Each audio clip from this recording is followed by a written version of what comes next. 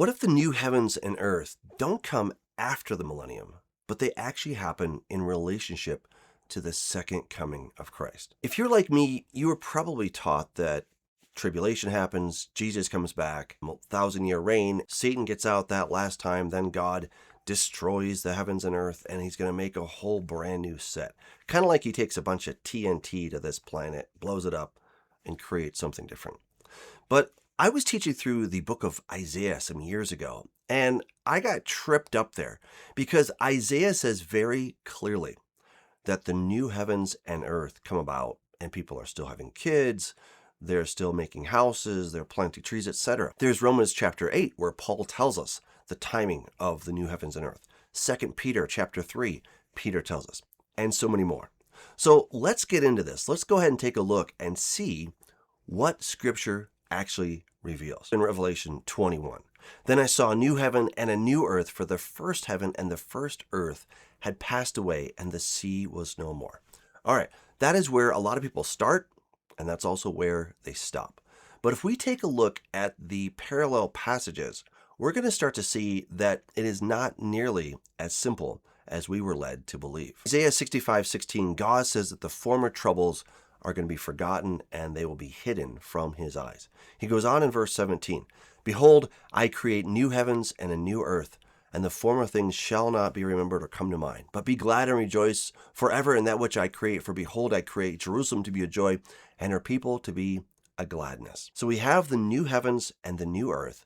And then in verse 20, he says, no more shall there be an infant who lives in it but a few days, or an old man who does not fill out his days. For the young man shall die 100 years old, and the sinner 100 years old shall be accursed. So we have the new heavens and the new earth, and yet the potential for death still exists. Notice there, it doesn't say people are just going to die like they usually do. It says if they die, it will be something very unexpected, very unusual, and they'll be considered a sinner. In other words, there's no reason to die unless you really screw it up badly. But death is still present in the new heavens and the new earth. This is where we have to let the text speak for itself. The pulpit commentary, who's quoting Kyle Delitzsch, says that the best explanation is that of Delitzsch, that there are to be altogether three worlds or three ages. And then it goes on to say, Isaiah and the other Old Testament prophets have an indistinct view in which the second age and the third age are confused together. So they're saying that Isaiah and the prophets that God himself spoke through are confused. Well, so who's right? Well, I love to stick with the text. I like to let the Bible interpret the Bible. And if my theology conflicts with the Bible, well, guess who's wrong? It's not the Bible. It's going to be me.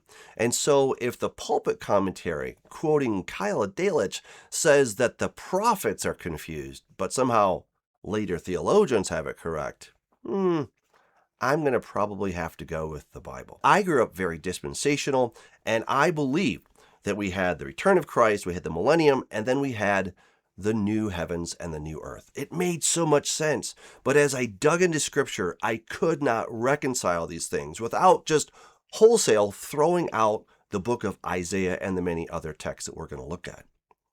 So what gives? How do we reconcile this?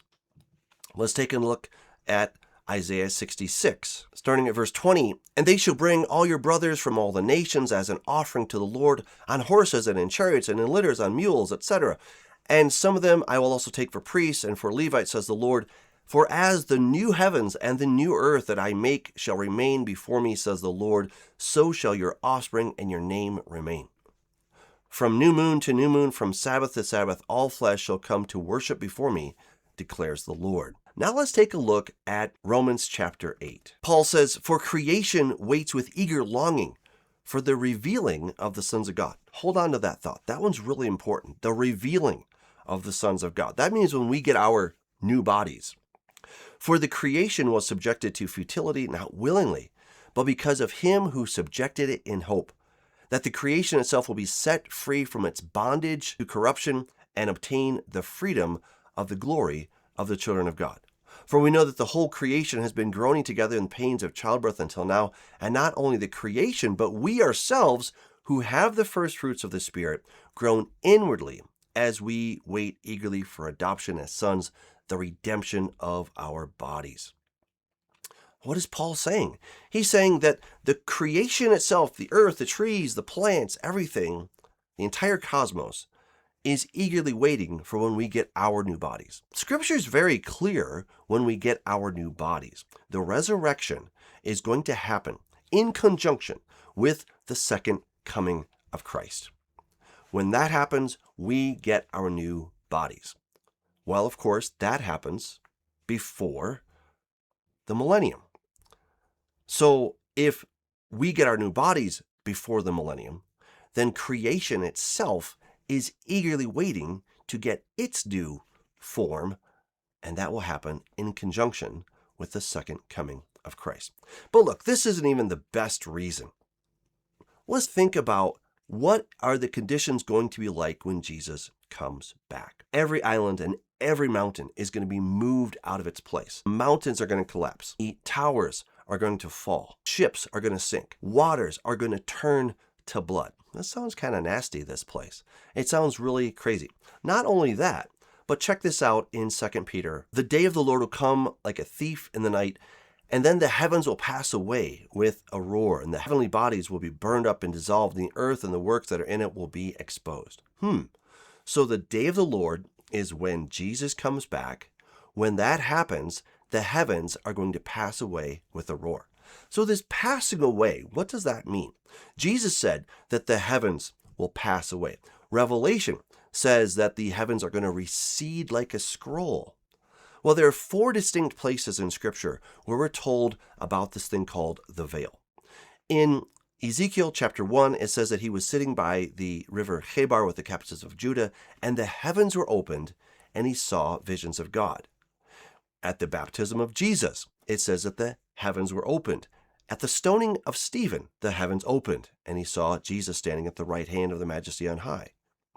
And then in Revelation 19, John says, I saw the heavens open, and he sees Jesus coming on a white horse. In Isaiah 25, it talks about the veil that is cast over all nations. It is going to disappear. So whatever this is, this veil, a thin psychical dimensional membrane, as some ufologists have called it, or the cosmic curtain, whatever it is, whatever this barrier between the spiritual domain and our domain, it's going to go away.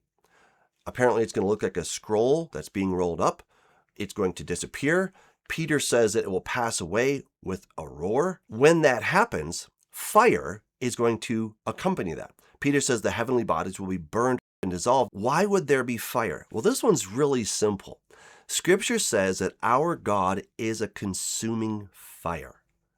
Now, people say, oh, that's allegory, Doug. That's just a metaphor. But let's take a look in Scripture.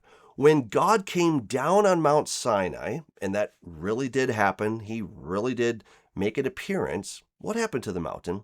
It says that the mountain was burning. When God is with the children of Israel in the wilderness, there were a number of occasions when fire broke out.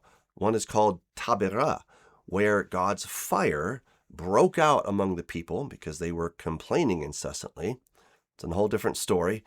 But it says that fire broke out, this plague broke out, and the people were consumed. How? By God's fire. Nadav and Abihu, you remember those guys, they took strange fire into the tabernacle. And what happened? Poof, they got blown up because their strange fire, their earth garden variety fire, did not mix with God's fire. In fact, in Ezekiel chapter 1, he sees God who is formed like Adam, and he says, and I saw from his waist and upward fire, as it were, mingled with chashmal.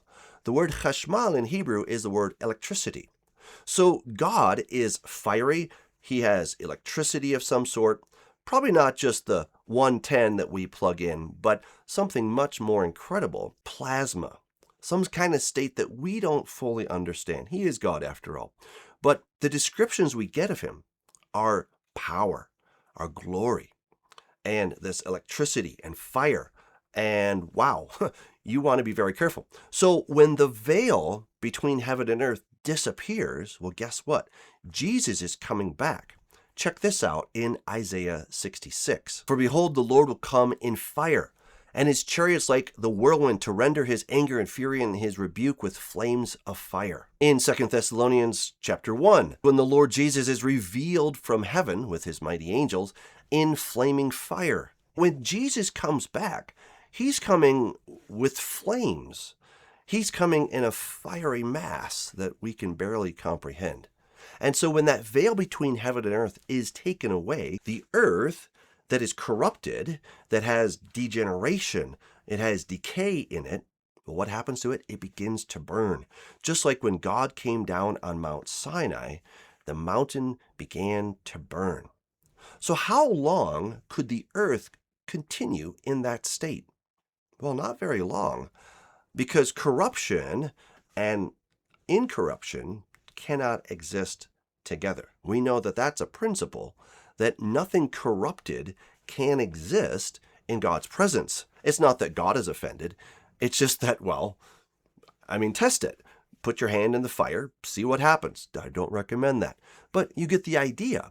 This body that we have is falling apart. The house that I live in is falling apart. The car that I drive is falling apart. If I expose those things to fire, they fall apart very quickly. So this earth that is corrupted, that is degenerate, it's falling apart. And if you expose it to God's fire, what do you think is going to happen? It's going to fall apart very quickly. So therefore, when Paul says that the creation is eagerly longing to be liberated from this bondage of corruption, and it's going to happen in conjunction with us getting our new bodies, well, that tells us something. That the new heavens and the new earth are not God blowing up this planet, but it's God restoring the planet to its Edenic-like conditions, and us getting our Edenic-like bodies. If you want to go deeper on that, how we're going to have bodies of light, check out a new video that I just put out a little while ago. I think you'll really enjoy that. But the earth itself is going to be restored. That element of death, decay, corruption, it's going to be removed from the equation. And that is going to happen at the beginning of the millennium. Now, I can't tell you the day or the hour. I don't know. I don't know exactly. All I know is that it happens toward the beginning. The many texts that we looked at are all pointing in that same direction. So we have to tell Kyle Dalich, though he was a great scholar, a good commentator, it's not that the prophets were confused. It's that maybe we have our theology confused. And instead of the new heavens and earth coming after the millennium, it sounds like they're actually going to come at the beginning. That means that we get to live on a beautiful, restored, gorgeous, Edenic-like earth. And you know what? This is our home.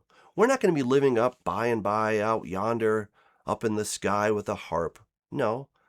In fact, New Jerusalem is going to come down to planet Earth. But I'm going to save that for another video. It's going to be pretty cool. If you want to dig deeper, check out Corrupting the Image 1, 2, and 3. If you want to see how we have been missing this incredible love story with God, check out God's Divorce. If you're in the Denver area, come visit us at the Way Congregation.